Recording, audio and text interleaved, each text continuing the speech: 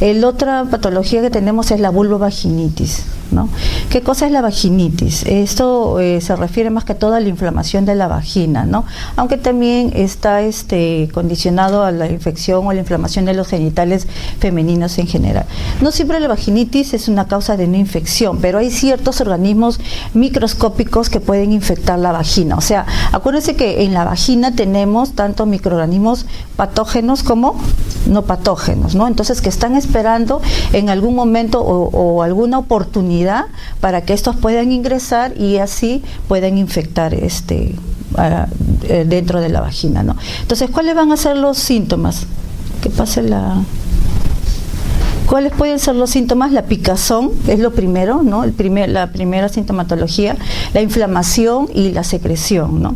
Estas pueden ser causadas por diferentes gérmenes o también nódulos linfáticos que se pueden inflamar, ¿no? Puede presentar ya en el último de los casos una fiebre, ¿no? Que puede durar por más de 10 días, resfriados, exceso de sudor, especialmente en las noches, lesiones de boca, llagas, encías. O sea, toda esta sintomatología ya está acompañada por otra patología, ¿no? Como tenemos la candidiasis, ¿no? Los tumores o sarcoma de Kaposi, ¿no? ¿Cuáles son los gérmenes que producen más estas vaginitis? Los condilomas, la clamidia y la cándida. Bueno, continuando con infecciones de transmisión sexual, tenemos que, como su mismo nombre dice, esta infección se produce únicamente por contagio de las relaciones sexuales, ¿no? También conocidas como enfermedades venéreas, ¿no?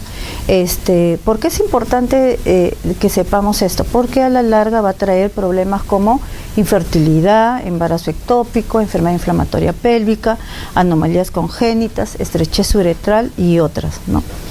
Dentro de estas infecciones de transmisión sexual también tenemos el SIDA o el VIH, que ya también todos nosotros conocemos cómo es su transmisión, cómo es que se ha producido, cómo es el proceso de la transmisión, ¿no? Dentro de este síndrome de las ITS tenemos que son fácilmente propagadas, ¿no? El 87% de los casos aparecen entre los 15 y 30 años en el inicio de la actividad sexual. Lo creo que ahora ya es menos, ¿no? Porque vemos jóvenes que desde los 12 o 13 años inician actividad sexual, aparte de aquellas niñas o niños que son violentados sexualmente, ¿no? Dentro de este síndrome tenemos que lo más común es el síndrome de descarga uretral en el hombre, ¿no? Que son producidos por la gonorrea, que también se puede producir también la uretritis no gonocócica llamada la clamidia. El otro es el síndrome de la úlcera genital, que también aparece en todas estas patologías, tanto en los hombres como en las mujeres, ¿no? Que también tenemos la sífilis primaria, que es producida por el treponema, el chancro y por último el herpes genital, que es diferente al herpes que a veces dicen, ¿no?, que nos sale en la boca, que no sé cuánto, y entonces hay a veces un poco a veces por falta de conocimiento piensan a veces que el herpes de la boca es el mismo herpes que puede salir en los genitales, ¿no? Y el otro es el síndrome del flujo vaginal, que es el que comúnmente las mujeres son las que lo sufren, ¿no? Tenemos la vaginitis, que es producida por el tricomona, ¿no? Como son producida por la candidiasis y la vaginosis bacteriana. Entonces, estos problemas de vaginitis frecuentemente acompañan a la mujer porque hay múltiples factores que lo producen, ¿no? Puede ser la higiene, puede ser la ropa interior, generalmente las jóvenes que usan mucha ropa interior sintética y no de algodón. Entonces, lo otro es también por la ropa ajustada, como es el caso de los jeans, ¿no? Tanto en hombres como en mujeres, ¿no? Entonces, acuérdense siempre que la vagina es, ¿cómo es la vagina? Húmeda, ¿no? Entonces, si a eso nosotros la abrigamos más, va a estar mucho más húmeda. Y acuérdense que la cándida, que es el hongo, la acostumbra a vivir en la húmeda. Entonces, ¿por qué tenemos que hacer un recorrido de todo esto? Porque constantemente tenemos que estar educando a nuestros pacientes, ¿no? La cervicitis también producida por la gonorrea y también por la clamidia. La combinación de estos dos, o sea, porque generalmente o bien es vaginitis o bien es cervicitis, o puede ser los dos, que también la paciente acude al consultorio, ¿no? Justamente porque tiene dolor abdominal, porque siente que de repente tiene un bulto al nivel de la ingle, porque acuérdense que la ingle también tenemos tenemos los ganglios linfáticos. Entonces, lo primero, cuando hay alguna agresión a nuestro organismo, ¿qué es lo primero que reacciona? Son los ganglios, ¿no? Y por ese motivo se inflaman, ¿no? ¿Qué tenemos que hacer para el manejo de la infección de transmisión sexual? De repente aquellas colegas que trabajan en el primer nivel ven o tratan mucho este tipo de pacientes, ¿no? Que la mayoría de ellas pueden ser de repente las trabajadoras sexuales, ¿no? O los pacientes portadores de VIH. Lo primero es importante en esto es la consejería, porque acuérdense que no solamente vamos a tratar a la paciente, sino también a su entorno, ¿no? Porque si la paciente tiene una pareja, entonces también de repente el tratamiento tiene que ser a la pareja, ¿no? Y muchas veces el tratamiento a veces es a la paciente y no a la pareja. Entonces, si la paciente puede sanarse con el tratamiento médico, pero si a la pareja no se le trata, eso va a ser un círculo vicioso de nunca acabar, ¿no? Entonces, lo importante, como siempre, el trabajo de enfermería, que es la consejería, la educación a la paciente frente a este tipo de infecciones de transmisión sexual. ¿Cuáles pueden ser las complicaciones en el hombre? Tenemos la orquiepididimitis, la estenosis uretral, la infertilidad y otras infecciones sépticas, o sea que pueden llegar a ser sépticas cuando ya son mucho más avanzadas, ¿no? Y las complicaciones y las secuelas en las mujeres, tenemos la enfermedad inflamatoria pélvica, ¿no? Y las infecciones de transmisión sexual que no son tratadas, muchas veces porque la mujer se cohíbe o por vergüenza, ¿no? Tiene temor de repente a asistir a un centro de salud.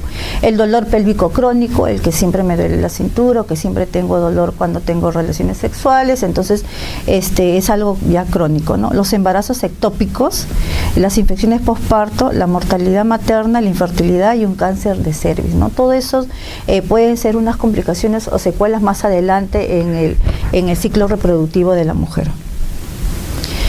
¿Qué complicaciones o secuelas pueden ser para los niños, ¿no? Los abortos, o sea, aquella mujer que de repente está gestando y tiene un tipo de esta infección puede llegar a tener un aborto, ¿no? Los partos prematuros, la muerte perinatal, porque acuérdense que si hablamos, por ejemplo, de la sífilis, en una gestante con sífilis puede no solamente haber muerte, sino también malformaciones, como tenemos el daño ocular, pulmonar, auditivo, óseo, neurológico, de acuerdo a cada patología, ¿no? La más común y la que vemos es las pacientes con serología positiva, ¿no? O sea, una enfermedad venérea, como es la sífilis, ¿no? Que es transmitida por la pareja o a veces porque ha tenido múltiples compañeros sexuales. Entonces estos niños, si esa enfermedad no se trata de un inicio, no se administra el tratamiento indicado, pueden nacer con una malformación. Ahora el otro, tampoco no pueden nacer por el canal vaginal, sino tiene que ser por cesárea, ¿no? Igual que las pacientes de VIH. Acuérdense que las pacientes de VIH nunca debe ser un parto vaginal, porque si no estaríamos haciendo una infección cruzada, ¿no? ¿Cuáles van a ser los cuidados de enfermería para ese tipo de patologías, ¿no? La asesoría que va a brindar la enfermera va a ser acerca de los exámenes y el tratamiento. Se tiene que hacer un seguimiento a estos pacientes, porque acuérdense que una sola mujer puede infectar a un montón de personas, ¿no? O un montón de parejas. De igual manera tiene que evaluar la presencia de las úlceras, porque acuérdense que la enfermedad como la sífilis pues tiene varias etapas, ¿no?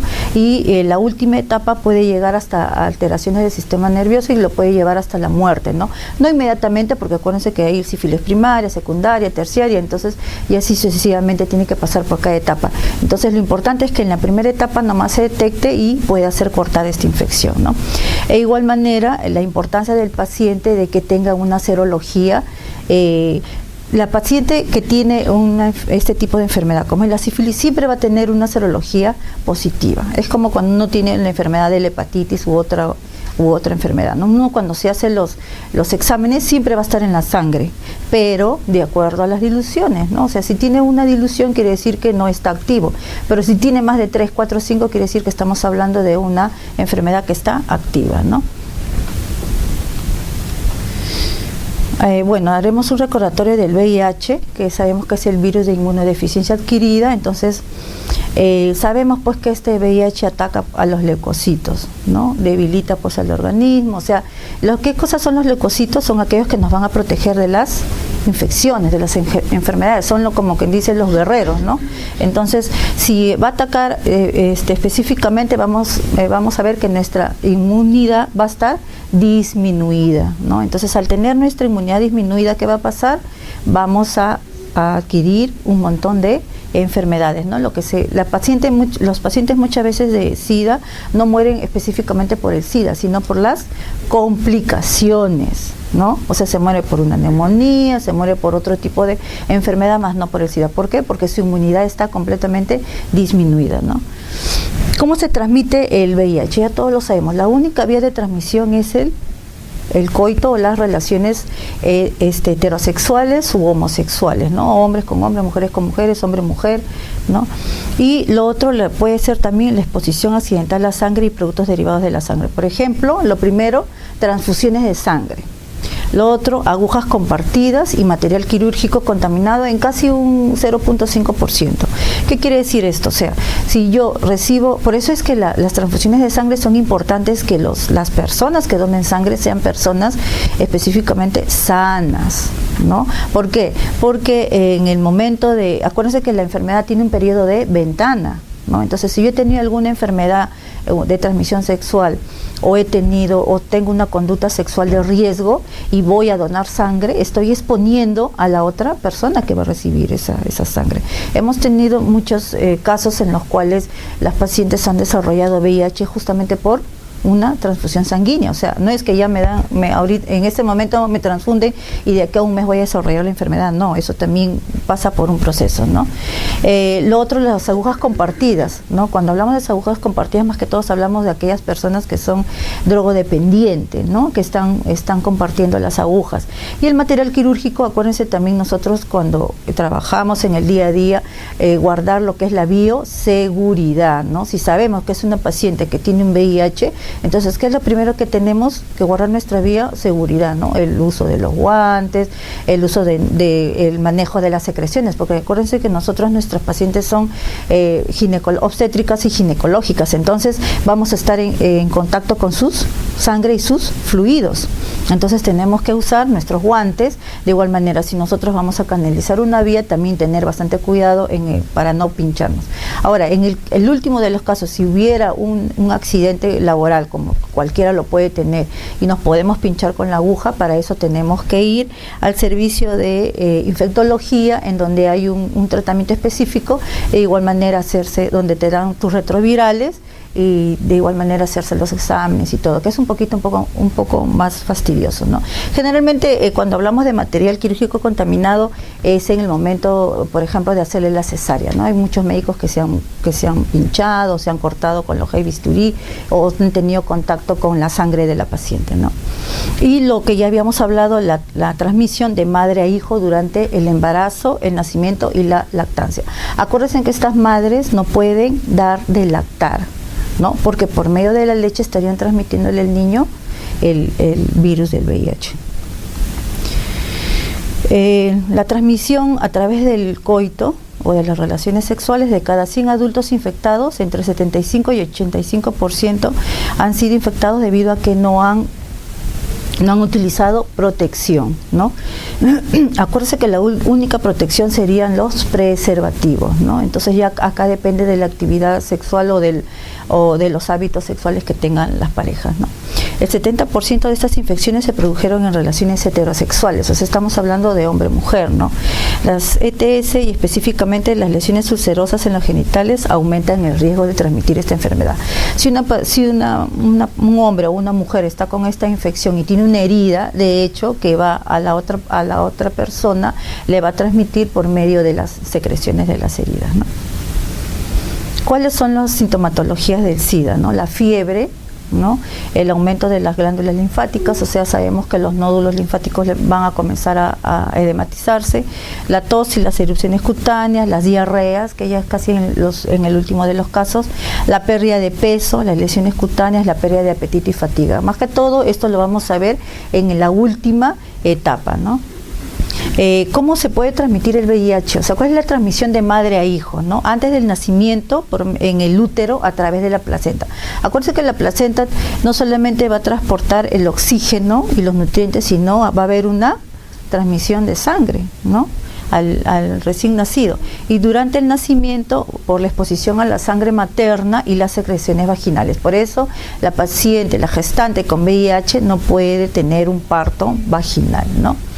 Después del nacimiento, la otra exposición sería a través de la lactancia. Ya la mujer, la gestante con VIH, desde que inicia la gestación sabe que no puede dar de lactar, por eso está en el programa de Proces y ellos continuamente les están con tratamiento psicológico, ¿no? Indicándoles y explicándoles cuál es el motivo, ¿no? Porque es un poco el hecho de no poder darle de lactar, que es un acto pues no tan un acto de amor tan en una mujer, entonces es un poco contraproducente para ellos, ¿no? El 2/3 de los bebés nacidos de madres infectadas con el VIH no están infectados, pero eso no quiere decir que de aquí a unos 10 o 15 o 20 años pueden estos hijos de madres portadoras de VIH desarrollar la enfermedad, ¿no? De los niños infectados, 2/3 fueron infectados en el vientre o durante el nacimiento y 1/3 fueron infectados por medio de la lactancia. A pesar de que se les dice a las madres de que no deben dar de lactar, nada nos asegura que de repente yendo a su casa pues ellas quieran darle de lactar a estos niños, ¿no? ¿Qué tratamiento se le da a estos pacientes? Bueno, hasta el momento, como todos ya sabemos, no existe una cura definitiva para el SIDA, solamente existen los retrovirales, ¿no? Y eso sí, la paciente tiene que tomar el retroviral hasta el momento que va a la sala de operaciones. La paciente no puede dejar de tomar sus retrovirales, ¿no? Porque acuérdense que el acto quirúrgico es como una injuria al organismo, ¿no? Porque va a haber un corte, va a haber un ingreso de microorganismos, y si estamos hablando de un organismo inmunodeprimido, entonces estamos doblemente exponiéndole a que pueda la paciente complicarse más, ¿no? Entonces, dentro de los exámenes sabemos que se le tiene que hacer el recuento de la célula CD4 para saber cuánto es el que tiene, igualmente cuánto es su carga viral, y de acuerdo a esto pues los tratamientos que se le va a dar, ¿no? ¿Cuáles van a ser los efectos de SIDA en el embarazo, la infertilidad, los abortos, bebés prematuros, los RCIU, los nacimientos de fetos muertos, algunas anormalidades, embriopatías, ¿no? Aún así, pacientes que tienen VIH, mujeres que tienen VIH en la actualidad tienen hasta, con la experiencia que tengo de tantos años, siempre veo que tienen 2, 3 niños, ¿no? Lo ideal sería que tuvieran uno solo, pero a nadie se le puede obligar a que no tenga más hijos, ¿no? O sea, eso sería algo un poco contraproducente. Lo que sí se debería de hacer es concientizar mucho a la mamá, ¿no? Porque de todas maneras, aparte de que el niño es una responsabilidad, el tener VIH y tener un hijo, traer un hijo al mundo, entonces también es mucho más responsabilidad, ¿no? ¿Cuál es el riesgo de transmitir el VIH por la lactancia? Si la madre adquirió la enfermedad durante el embarazo, la lactancia, si es que la paciente tiene pezones agrietados, si es que la madre es asintomática con respecto a las enfermedades relacionadas con el VIH, ¿no? Porque hay mujeres que no han tenido parejas anteriores y con la pareja actual recién han adquirido el VIH, ¿no? Porque he tenido pacientes de que han tenido 2, 3 hijos y ninguno de sus hijos tiene VIH, ni ella tampoco, y con la pareja actual lamentablemente la pareja ha tenido o adquirido, le ha transmitido, y con ese embarazo recién las pacientes son infectadas con el VIH, ¿no? Bueno, ¿cómo se transmite? Ya habíamos visto, ¿no? Las jeringas contaminadas, las relaciones sexuales, ¿no? Las relaciones, el uso de las drogas también, ¿no? El uso de también, el tener varios compañeros sexuales, ¿no? ¿Cómo es la transmisión materno-infantil? Bueno, ya también habíamos hablado. En caso de que no haya habido lactancia materna, la transmisión, el 30% ocurre en intraútero, ¿no? ¿Por qué? Porque ya habíamos mencionado que de acuerdo pues a la transmisión de no solamente de nutrientes, sino también hay la circulación sanguínea de lo que es el feto con la placenta, ¿no? Y el 70% de la transmisión ocurre durante el parto, ¿no? Porque sucede también en la actualidad que a veces las pacientes, algunas, se supone que las pacientes deben de ingresar para ser programadas, ¿no? Como una cesárea electiva, pero hay muchas de ellas que a veces o se les adelanta el parto o a veces no están muy conscientes y tienen un parto vaginal, entonces así contaminan a sus niños, ¿no? Bueno, también las intervenciones para reducir la transmisión materno-infantil de acuerdo a las pruebas de VIH. Por eso, cuando se hace en la primera consulta, se les pide todos los exámenes, lo que también conocemos como la prueba rápida del VIH, ¿no? A todas las pacientes, al menos cuando acuden a la emergencia y no tienen su carné perinatal o no se han sacado la prueba, entonces en ese momento se les saca la prueba de sífilis, la prueba rápida de sífilis y de VIH. Si ya esta prueba rápida sale positiva, ya a la paciente se le manda a que se haga las otras pruebas, ¿no? Como la Western Blot, para que ya determinar si es que tiene el VIH o no. La otra patología que tenemos es la enfermedad inflamatoria pélvica, ¿no? Esta se refiere a un proceso infeccioso de todos los órganos de la cavidad pélvica, ¿no? Que puede ser los ovarios, que se llama oforitis, las trompas de falopio, que se llama salpingitis, o el cervix o el cuello del útero, que se llama cervicitis, y el útero, que se llama endometritis. O sea, cada órgano pélvico que compete al sistema reproductivo femenino, si es que se infectan, cada uno tiene su nombre, ¿no? Y otra... Sí. ¿Cuál es la norma técnica de manejo del sífilis? ¿La norma técnica? ¿Cómo la norma técnica? La norma técnica de manejo del sífilis. Bueno, eso lo atienden en proceso, ¿no? O sea, la norma técnica, yo no te podría decir la norma técnica es tal o cual, porque yo en sí no la manejo, ¿no? Eso supongo que lo deben ver o en el primer nivel o en el programa de PROCEDS. Lo que yo estoy mencionando es que toda paciente que es gestante debe de tener su prueba de sífilis y de VIH. Ahora, estas pruebas, ¿en dónde se hacen? En las consultas, en la primera consulta. En la primera consulta se supone que la paciente debe de tener sus exámenes. La paciente, al no tener los exámenes, ¿qué se hace? Se sacan las pruebas rápidas. Ahora, si la paciente sale positivo, entonces ahí recién recibe el tratamiento. ¿Cuál es el tratamiento para la sífilis? ¿Cuál es el tratamiento para la sífilis? La penicilina, la benzatínica. ¿Cuánto se coloca? 1.200.000 en cada nalga, porque no se le vas a chantar los 2.400 en una sola nalga, ¿no?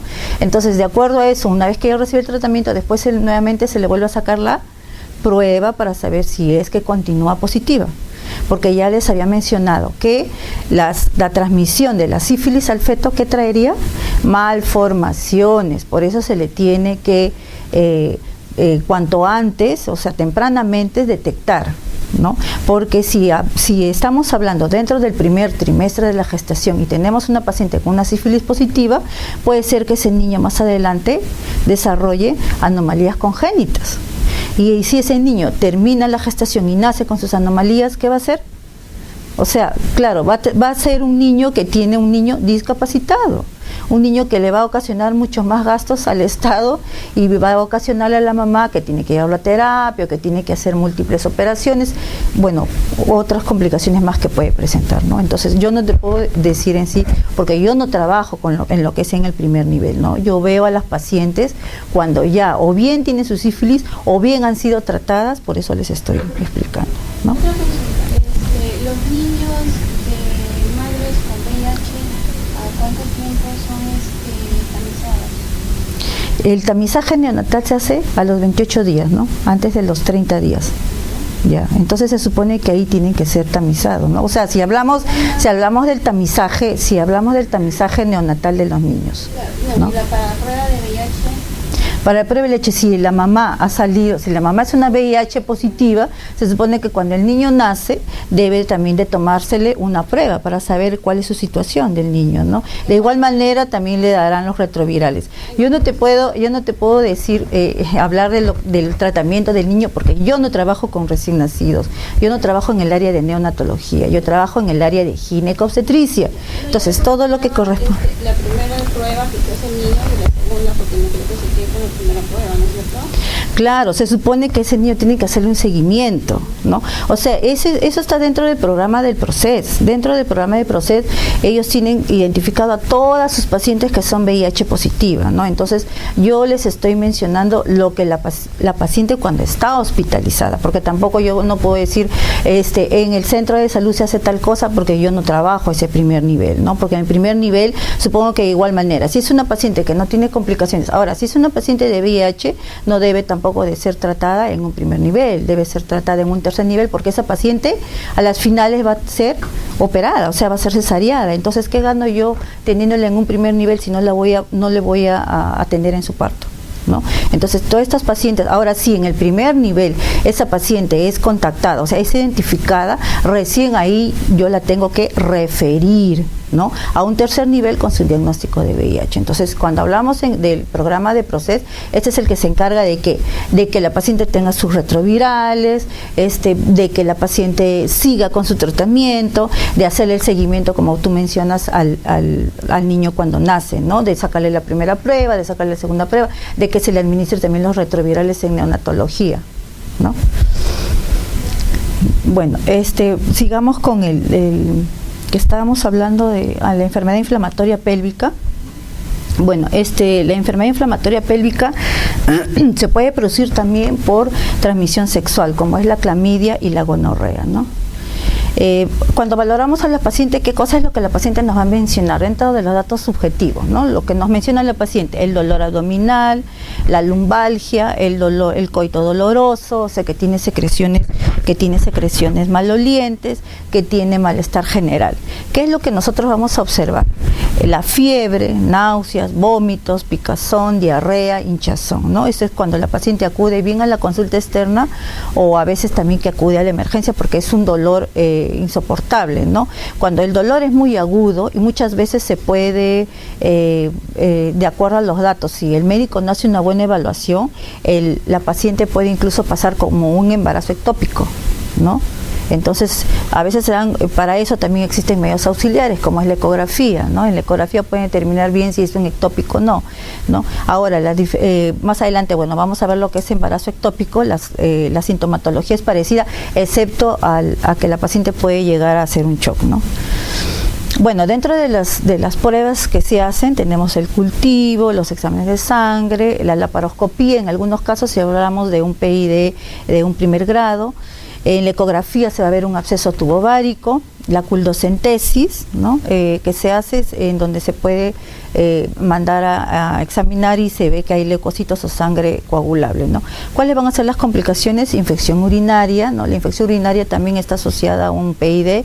La peritonitis, en el caso de que haya un absceso tubovárico y se reviente, ¿no? La infertilidad a un largo plazo, porque si hablamos de un PID, que hay un absceso de trompa, entonces esa trompa, si se llena de pus y no la llegan a extirpar, esa trompa de todas maneras no va a quedar, no se regeneran los tejidos adecuadamente, ¿no?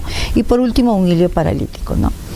El tratamiento médico, los antibióticos, el reposo, líquidos parenterales, la aspiración nasogástrica si es que tenemos un hilio paralítico, y el DIU. El DIU también puede provocar, el DIU, que es el dispositivo intrauterino, también puede llegar a provocar un PID, ¿no? Y los analgésicos en el caso para el dolor. ¿Cuáles van a ser los cuidados de enfermería? Acuérdense siempre, regla básica, el lavado de manos. El lavado de manos para todo procedimiento, ¿no? La educación que debemos darle a la paciente, porque si es que ha sido por vía sexual, entonces también habría que tratar a la pareja, o también darle educación a los dos, ¿no? De igual manera, debe la paciente, si está en de igual manera, si es que la paciente tiene la pareja, por lo menos 7 días que dura el tratamiento, debe de estar sin tener relaciones sexuales, ¿no? Y de igual manera, decirle a la paciente, si es que continúa con algún síntoma, debe de regresar para una nueva evaluación, ¿no?